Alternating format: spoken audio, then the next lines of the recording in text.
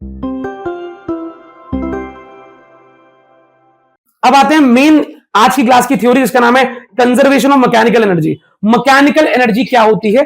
दो एनर्जीज को मिलाकर बनती है मैकेनिकल एनर्जी। अभी के लिए उन दो एनर्जी का नाम है पोटेंशियल और काइनेटिक। पोटेंशियल और यानी कि कोई मुझसे पूछे कि एक बॉडी की मैकेनिकल एनर्जी क्या होती है, तो मैं बोलूंगा total mechanical energy. Total mechanical energy is equal to kinetic energy plus potential energy. तो काइनेटिक और पोटेंशियल का सम होता है मैकेनिकल एनर्जी। क्वेश्चन आपसे बोल रहा है, थ्योरम आपसे बोल रही है, स्टेटमेंट है इसकी कि मैकेनिकल एनर्जी हमेशा कंजर्व रहती है। मैकेनिकल एनर्जी हमेशा कंजर्व रहती है। It is called the law of conservation of mechanical energy. किसी भी बॉडी की पोटेंशियल प्लस काइनेटिक का सम हमेशा क्या रहेगा? कंजर्व। क्या रहेगा? पर जैसे वर्क एनर्जी थ्योरम पे कोई कंडीशन नहीं थी। वर्क एनर्जी थ्योरम कहती है work done by any force is equal to change in kinetic energy of the body. Mechanical energy conservation हर बार नहीं लगता। मैकेनिकल एनर्जी कंजर्वेशन सिर्फ तब लगता है, सिर्फ और सिर्फ तब लगता है जब बॉडी पर सिर्फ कंजर्वेटिव फोर्स लग रहे हो। क्या लग रहे हो?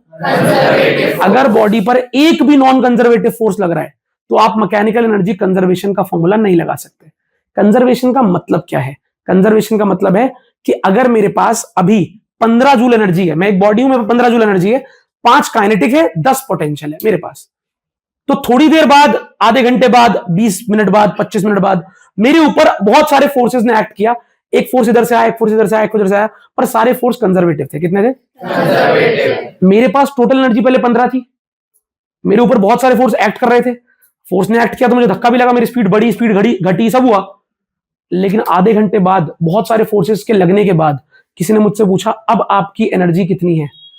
पहले मेरी काइनेटिक 5 थी, पोटेंशियल 10 थी, टोटल कितनी थी? 15। मैं अब भी उसे ठोक के बोल पाऊंगा मेरी टोटल कितनी है? 15। हो सकता है काइनेटिक मेरी 12 हो गई हो, पोटेंशियल मेरी 3 हो गई हो, लेकिन टोटल सम क्या आएगा? 15। मैकेनिकल एनर्जी टोटल जितनी थी उतनी ही रहती है, इसे कहते हैं कंजर्व करना। कंजर्व मतलब जितनी चीज है उतनी ही रहेगी, बदलेगी नहीं। तो जितनी मैकेनिकल एनर्जी पहले थी आपके पास उतनी ही रहेगी। हाँ, ये हो सकता है मैकेनिकल एनर्जी दो रूपों में होती है, पोटेंशियल और हो सकता है पहले मान लो किसी पे इतनी मैकेनिकल एनर्जी है, कितनी? इतनी, इसमें से इतनी काइनेटिक है और ऊपर वाली पोटेंशियल। थोड़ी देर बाद, आधे घंटे बाद, अगर उस पर सिर्फ कंजर्वेटिव फोर्सेस लग रहे हैं तो थोड़ी देर बाद आप चेक करोगे तब भी टोटल एनर्जी कितनी होगी? इतनी। हो सकता है काइनेटिक इतनी हो जाए और पोटेंशियल इतनी। काइनेटिक और पोटेंशियल का रेशियो कम बढ़ती होता रहता है, लेकिन टोटल हमेशा सेम रहती है। इसे कंजर्वेशन कहते हैं। कंजर्वेशन मतलब 15 की 15 ही रहेगी। काइनेटिक पोटेंशियल आपस में अपनी वैल्यू को डिसाइड करेंगे, एडजस्ट करेंगे, टोटल सम सेम रहेगा। और ये सिर्फ तब होता है, ये सिर्फ और सिर्फ कब होता है? When only conservative forces are acting on body। अगर कंजर्वेटिव फोर्स के अलावा कोई और फोर्स एक्ट कर रहा होगा, energy will not remain. 15 total energy पहले 15 थी, नॉन कंजर्वेटिव फोर्स लगेगा, हो सकता है एंड में टोटल एनर्जी 0 हो जाए। नॉन कंजर्वेटिव फोर्स एनर्जी को, कंजर्वेटिव फोर्स को एनर्जी से कोई मतलब। Energy remains conserve, energy remains conserve. Conserved के लिए एक शब्द होता है कांस्टेंट। क्या? कांस्टेंट। और हिंदी में कहें तो जितनी पहले थी उतनी ही अब है, क्योंकि कौन से फोर्स लग रहे हैं? और ये थ्योरम किसकी है? टोटल एनर्जी कंजर्वेशन की, काइनेटिक एनर्जी कंजर्वेशन की या पोटेंशियल एनर्जी कंजर्वेशन की? टोटल एनर्जी कंजर्व रहती है। आपको समझ में आ रहा है क्या? Total energy conserve. तो स्टेटमेंट पढ़ते हैं भाई। इट स्टेट्स दैट, पहली कंडीशन पहले ही बोल दी उसने भाई ने, तुम गलत सही में ना जियो इसलिए। It states that if only the conservative forces are doing work on a body, अगर सिर्फ कंजर्वेटिव फोर्स बॉडी पे काम कर रहे हैं, then its total mechanical energy remains conserve. ये स्टेटमेंट है। क्या है? स्टेट। क्वेश्चन ने भी क्या बोला है? स्टेट। स्टेट करो, स्टेट मतलब लिखो, स्टेटमेंट बताओ कि conservation of mechanical energy statement क्या है। हमने स्टेटमेंट को बहुत तमीज से लिखा। बच्चे बताते क्या लिख के आते हैं? कभी कभी लिख के आते हैं मैकेनिकल एनर्जी रिमेन्स कंजर्व। ये स्टेटमेंट है। ये क्या स्टेटमेंट है? ये तो ऊपर लिखा है मैकेनिकल एनर्जी कंजर्वेशन, तुमने लिख दिया मैकेनिकल एनर्जी रिमेन्स कंजर्व। पूरी बात, if only conservative forces are acting on the body, then the total mechanical energy of the body remains conserve. आपको समझ में आ रहा है? मैकेनिकल एनर्जी में कितनी एनर्जी आती है? कौन कौन सी? यानी कि क्या मैं यही बोलना चाहता हूं, कि एक बॉडी हमें मिली पहले इनिशियल स्टेट में, मैंने उस एम मास की बॉडी से पूछा तेरी अभी टोटल काइनेटिक एनर्जी कितनी है, उसने बोला काइनेटिक एनर्जी इतनी है मेरी, ke1। पोटेंशियल कितनी है? pe1। मैंने कहा अच्छा टोटल हो गई ke1 प्लस pe1। उस बॉडी पर बहुत देर तक बहुत सारे कंजर्वेटिव फोर्स ने एक्ट किया, वर्क डन किया, वर्क डन करने से काइनेटिक एनर्जी बढ़ी, ये हुआ वो हुआ, सब कुछ हुआ। थोड़ी देर बाद मैंने उस बॉडी से पूछा, एम मास की बॉडी से, कि ये बता अब तेरी काइनेटिक एनर्जी कितनी है? उसने बोला Ke2, पोटेंशियल कितनी है? Pe2। मेरा सवाल आपसे है, क्या Ke1 और Ke2 बराबर होंगे? जो मैंने पूछा, देखो देखो देखो देखो, जब क्वेश्चन आपसे कुछ पूछता है, पेपर में क्वेश्चन है, पेपर में लिखा है will Ke1 B equal to Ke2, आप उससे क्या बोलोगे? नहीं यार, हाँ यार, यही तो बोलोगे, दो शब्द तो आपके पास, यस और नो। आप उससे क्या बोलोगे? पूरे स्टेटमेंट से बात करने लग जाओगे आप कि नहीं इसमें अगर वो जोड़ दें तो फिर शायद उसके इक्वल आ सकता है। सिंपल प्रश्न ने पूछा कि एक बॉडी है एम मास की, उससे पहले मैंने पूछा काइनेटिक एनर्जी इतनी, पोटेंशियल इतनी। थोड़ी देर बाद उस पर बस कंजर्वेटिव फोर्सेस ने काम किया, वर्क डन किया। मैंने उससे थोड़ी देर बाद पूछा काइनेटिक एनर्जी कितनी, उसमें इतनी, पोटेंशियल इतनी। मैं आपसे अब पूछ रहा हूं, क्या Ke1 Ke2 के बराबर होगी? नहीं होगी। हाँ, वो हो भी सकती है और होगी में फर्क है ना। क्या होगी पक्का पक्का? नहीं। क्या Pe1 Pe2 के बराबर होगी? पर क्या इनका सम इनके सम के बराबर होगा? हमेशा हमेशा हमेशा हमेशा। अगर कंजर्वेटिव फोर्स एक्ट कर रहे हैं, if the body is being worked upon only by, तो ये दोनों इक्वल होंगे, ऐसा ये स्टेटमेंट बोल रही है। क्या मैंने सही समझाया आपको? क्या आपका दिमाग मैच कर रहा है इन दोनों चीजों को? मैकेनिकल, टोटल मैकेनिकल एनर्जी पहले is equal total mechanical energy बाद में। ये आपने क्लास 9th में भी पढ़ा था। आपने 9th में एक बॉल को ऊपर से फेंका होगा और फिर 3 पॉइंट पर उसकी काइनेटिक और पोटेंशियल निकाली होगी और फिर उसका सम किया होगा और तीनों बार उसका सम सेम आया होगा, क्योंकि ग्रेविटेशनल फोर्स क्या है? कंजर्वेटिव। ग्रेविटेशनल फोर्स क्या है? ग्रेविटेशनल फोर्स कंजर्वेटिव है। तो जब बॉडी ग्रेविटेशनल फोर्स में नीचे आ रही है तो एनर्जी रिमेन्स कंजर्व्ड। हाँ हाँ ना ना, श्योर। पेपर में आ गया, प्रूफ करके दिखाओ भाई। इसे प्रूफ करके दिखाओ। इसे प्रूफ कैसे करोगे? इसे प्रूफ करने का तरीका क्या है? बहुत ही ध्यानपूर्वक सभी बच्चे यहां देखें। अब चीजें इंपॉर्टेंट है, थोड़ा सा ध्यान से, थोड़ा सा एक्टिव होकर देखेंगे कि क्या बात चल रही है, क्या बातें करना चाहता है कॉन्सेप्ट। ठीक है, अब क्वेश्चन कह रहा है आपको ये प्रूफ करके दिखाओ भाई कि मैकेनिकल एनर्जी कंजर्व रहती है। ये प्रूफ करके दिखाओ। अब प्रूफ करना है तो प्रूफ तो मुझे लास्ट में यही करना है, Ke1 plus Pe1 is equal to Ke2 plus Pe2। पहले की एनर्जी बाद की एनर्जी क्या रहेगी? सेम। तो मैंने कहा चलो बहुत देसी तरीके से प्रूफ करते हैं। आप मुझे बताना मैं सही लिख रहा हूं, लिख रहा। According to work energy theorem, according to work energy theorem, work done is equal to change in kinetic energy. ये पढ़ा था हमने। हाँ हाँ अभी तो कहा था जोश पूरा रखना। बैक स्ट्रेट करो, बैक स्ट्रेट करो। ये पढ़ा था हमने। अच्छा, अब मुझे बताओ, क्या आपको ये पता है कि डेल्टा को ओपन कैसे करते हैं? डेल्टा Ke का मतलब क्या होता है? Final minus. अच्छा, और डेल्टा पोटेंशियल एनर्जी का मतलब क्या होता है? Final minus. अच्छा, पोटेंशियल एनर्जी को इस डेरिवेशन में यू ले लूं, डरने की बात तो नहीं है, कैपिटल यू ले लेंगे। ठीक है, तो ये मैंने बोल दिया इक्वेशन 1। इक्वेशन अच्छा, ऑल्सो वी नो दैट अभी हमने जाना है, अभी मैंने आपको बताया था, work done is equal to minus of delta U. और ऐसा सिर्फ तब होता है, हाँ, also we know that if only conservative forces are acting on the body then work done is equal to minus of delta U. Equation number 2। कौन कौन इन दोनों बातों से सहमत है? देखो ये डेरिवेशन ना, सुनो, जब पेपर में कुछ भी पेश करते हो ना तो डायरेक्ट लिखना आसान है, पर ये स्टेटमेंट के बाद लिखना मुश्किल है। और स्टेटमेंट लिखनी है, हमें प्रॉपर दिखाना है, हमें आता है, समझ से बता रहे हैं, ऐसा नहीं है कि कुछ रट रखा है हमने। तो ये वर्क एनर्जी थ्योरम ने ये कहा था, और अगर सारे फोर्स कंजर्वेटिव एक्ट कर रहे हो तो वर्क डन माइनस डेल्टा के बराबर होता है। अब मैं अगर देखूं तो वर्क डन इसके बराबर है, वर्क डन इसके बराबर, ये दोनों आपस में सही बात है, नहीं है? तो रख दो बराबर, तो रख दो बराबर। फ्रॉम 1 and 2 समझदारी से कैच करते रहो साथ साथ। From 1 and 2 delta Ke is equal to minus of, सही है? ओपन करना आता है? ओपन करके बताओ जरा। Ke final minus Ke is equal to minus में U फाइनल माइनस माइनस अंदर चला जाएगा, क्या बनेगा? ये माइनस अंदर जाएगा तो ये minus minus you initial plus का हो गया और यू फाइनल। बहुत बढ़िया। यहां बताओ क्या लिखा है, के ई फाइनल माइनस, इतना किसके समझ में आ गया? Are you sure? Are you sure? अरे ढंग से आना बोलो भाई। अब मुझे बताओ कि क्या मैं के ई इनिशियल को इधर और यू फाइनल को इधर ले आऊं? ये माइनस की चीज उधर जाके प्लस की हो जाएगी और ये माइनस की भी इधर आके, तो इधर क्या रह जाएगा? K E plus is equal to U initial plus, क्या ये फाइनल मैकेनिकल एनर्जी हो गई? काइनेटिक प्लस पोटेंशियल, हाँ ना बोलो? ये हो गई फाइनल मैकेनिकल एनर्जी। और ये क्या हो गई? Initial mechanical energy. क्या ये दोनों इक्वल है? यही प्रूफ करना था क्या? तो हेंस प्रूव्ड व्हाट? क्या प्रूफ किया हमने? Mechanical energy remains same, remains conserved, remains constant if only conservative force are acting on the.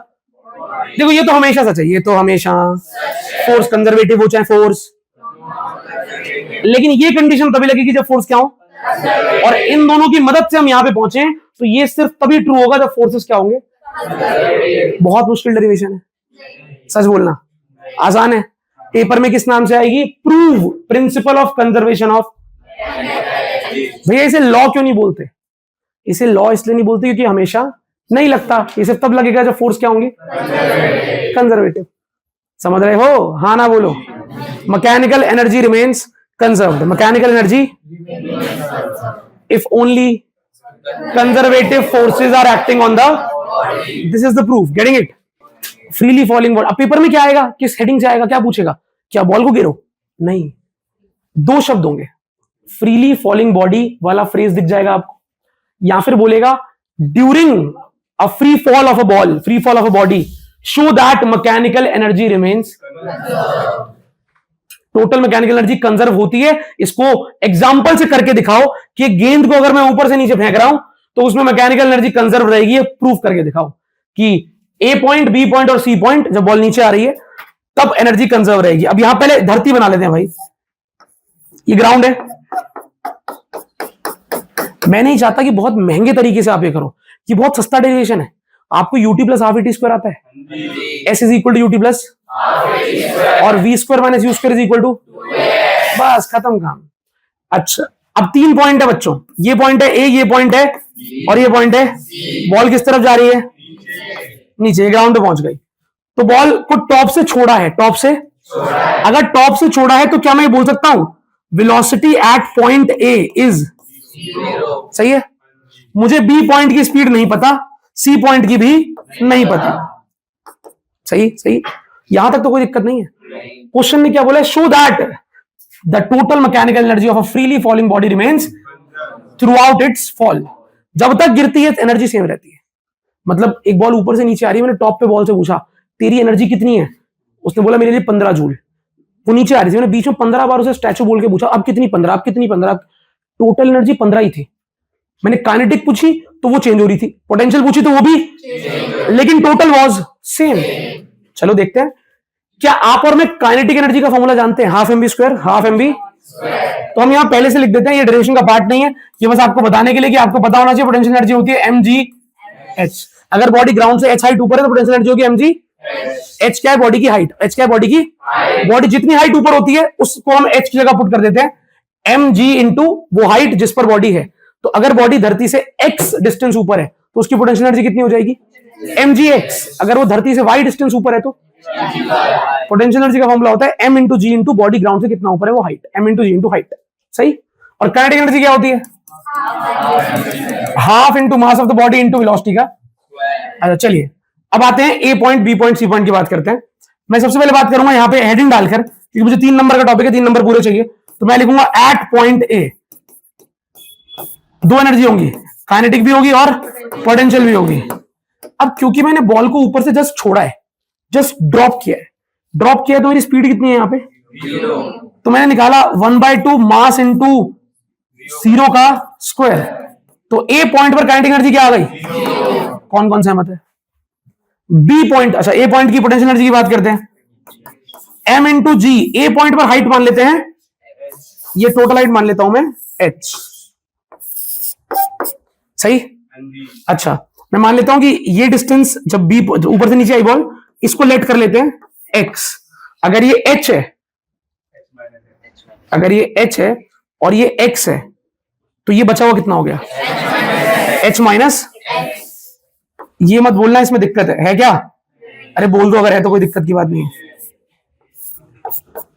सही है, श्योर। चलिए अब मेरी बातचीत ये है कि ए पॉइंट पर दोनों आ गए, अब टोटल निकाल लूं क्या? Total energy at point A बताओ। एम जी इंटू हाइट कितनी थी? एच।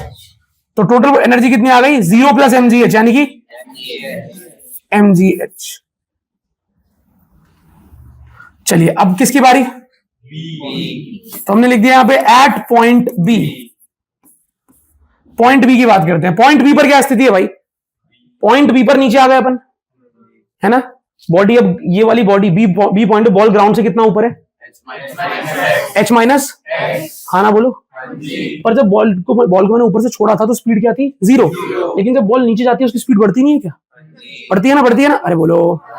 तो बी पॉइंट पे स्पीड क्या होगी मुझे अभी निकालें क्या? अच्छा, पहले मैं बी पॉइंट की स्पीड निकालता हूं।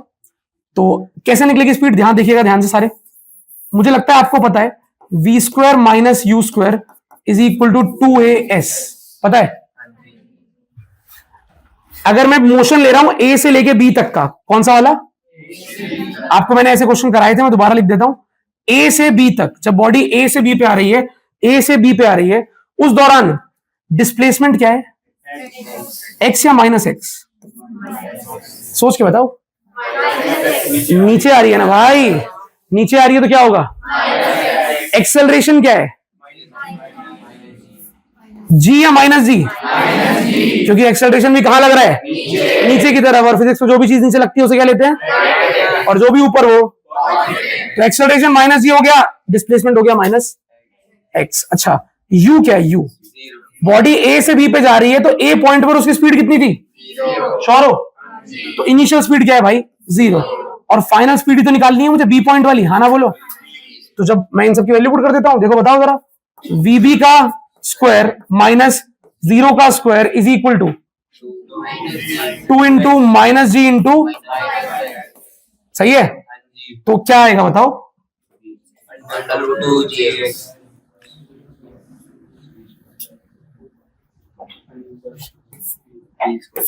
वीबी square is equal to, minus से माइनस कट गया, 2g। भैया आप वीबी का स्क्वायर क्यों निकाल रहे हो? क्योंकि वीबी के स्क्वायर की जरूरत है, ठीक है? ये मैंने निकाल लिया क्योंकि मेरे काम आने वाला था। ये बॉक्स आपको करना है पूरा। इसके बाद अब मुझे बताओ, पॉइंट बी पे आ गए हम। पॉइंट बी पे आते ही पहले मैंने पॉइंट बी पे स्पीड निकाल ली, क्योंकि पॉइंट ए की स्पीड तो मुझे बता दी, पॉइंट बी की स्पीड नहीं बता दी, निकाल ली। अब निकालूंगा पोटेंशियल एनर्जी। पहले काइनेटिक निकालते हैं, चलो। Kinetic energy at point B 1/2 m into VB का स्क्वायर, सही है? अब बताओ 1/2 m इंटू वीबी का स्क्वायर कितना है? 2g। अच्छा, क्या कट जाएगा 2 से? तो क्या आ जाएगा? mgx। ये क्या आ गया? Kinetic energy at point B. Agree? अब क्या निकालना है? Potential energy at point B, m into ji into height कितनी है बी पॉइंट की? h minus. इस डेरिवेशन में अब तक कुछ अगर थोड़ा सा अलग है तो वो ये है, हमें बी पॉइंट वाली स्पीड निकालनी पड़ी। देखो बच्चों, अगर हमें काइनेटिक एनर्जी चाहिए तो उसके लिए वेलोसिटी तो चाहिए ही चाहिए।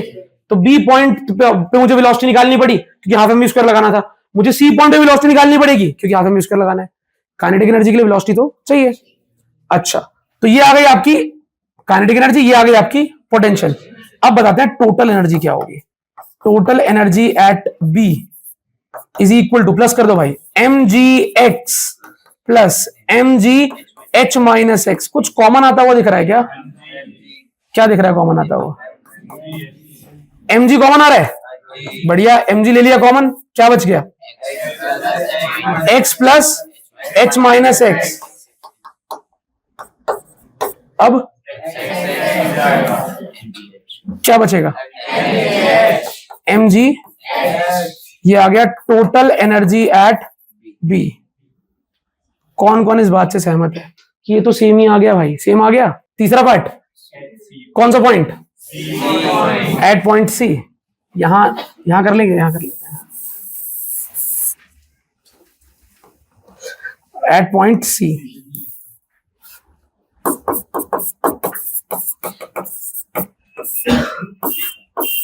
बताओ क्या है सी पॉइंट पर? क्या मुझे सी पॉइंट की स्पीड पता है? नहीं पता, नहीं पता ना। पर सी पॉइंट तक आने में, ए से लेके जब मैं सी तक आया तो कितनी हाइट नीचे आ गया? एच हाइट नीचे, हाँ ना बोलो। तो मैं एट पॉइंट से दोबारा लगा दूं, फॉर्मूला कौन सा था? V square minus you square is equal to, हाँ। तो मैं मोशन ले रहा हूं ए से लेकर सी तक, ए से सी तक, और लगा रहा हूं formula v square minus you square is equal to 2as। Help करिएगा, v क्या है? ए से सी तक जा रहे हो तो v क्या हो जाएगा? सी पर स्पीड कितनी है? Final speed. u see A point पे स्पीड क्या थी मेरी? 0 is equal to 2 into acceleration. और ए से सी तक जाने में आपने कितना डिस्प्लेसमेंट किया? एच या माइनस है? क्यों किया आप? तो माइनस से माइनस, और वीसी का स्क्वायर क्या आ गया? 2g। तो मैंने वी सी, हाँ जी, क्या 0 क्यों लिया है? यू 0 क्यों लिया है? क्योंकि मैंने कौन सा मोशन लिया है? ए से सी। तो ए से सी, तो ए पॉइंट पर स्पीड कितनी थी? 0। मैं बी से सी करके भी निकाल सकता था, पर वो लेंथी होता, तो मैंने कहा ए से सी कर लेते हैं क्योंकि ए पर स्पीड 0 है। ठीक है, तो ये क्या आ गया? 2gh। अच्छा, अब फिर से निकालूंगा क्या? सी पॉइंट पे क्या क्या निकालना है मुझे? काइनेटिक एनर्जी और, तो मैं निकालूंगा सी पॉइंट पे काइनेटिक और सी पॉइंट पे, बताना भाई बताना।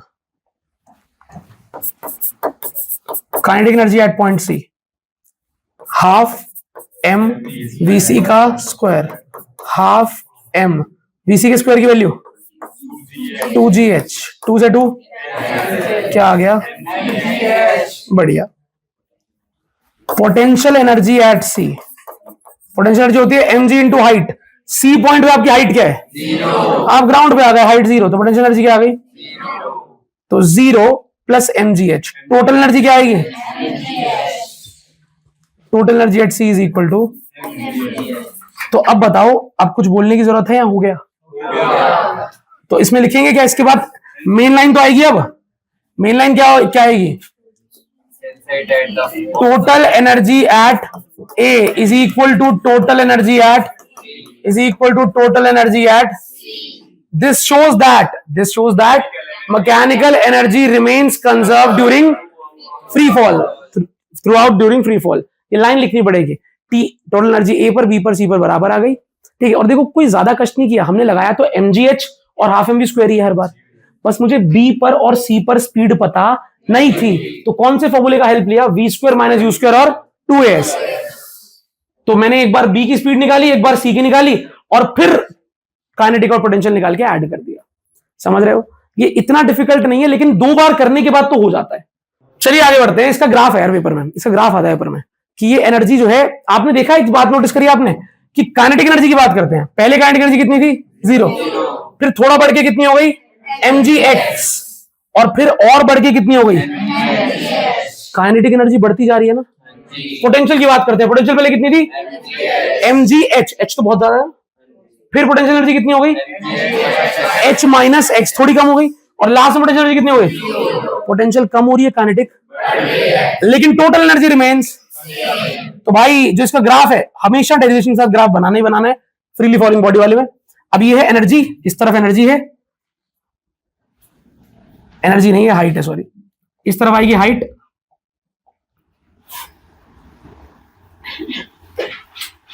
ठीक है, चालू करें। ग्राफ बड़ा नॉर्मल है, ग्राफ बहुत नॉर्मल है। ठीक है, मैं आपको ग्राफ बना के दिखाता हूं। देखो पहले, जब आप टॉप पर थे, या बॉटम पे ले, टॉप ले, क्या बताओ? यहां पर हाइट लेता हूं 0 और यहां पर हाइट लेता हूं h हाइट टॉप। तो h हाइट को हम dot dot dot dot draw कर देते हैं।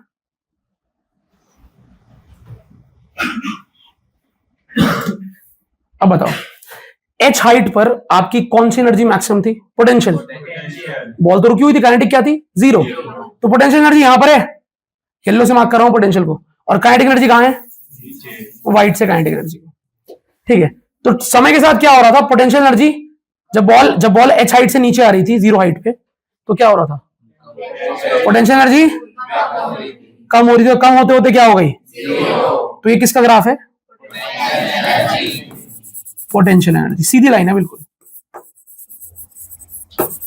स्टार्टिंग में काइनेटिक कितनी थी, 0, क्योंकि आपने बॉल को बस छोड़ा था, पर जैसे जैसे बॉल नीचे आ रही थी, बॉल की स्पीड, काइनेटिक एनर्जी बढ़ रही थी, और जमीन पे पहुंच के बॉल की काइनेटिक एनर्जी बहुत ज्यादा हो गई, और ये रहा काइनेटिक एनर्जी वाला ग्राफ।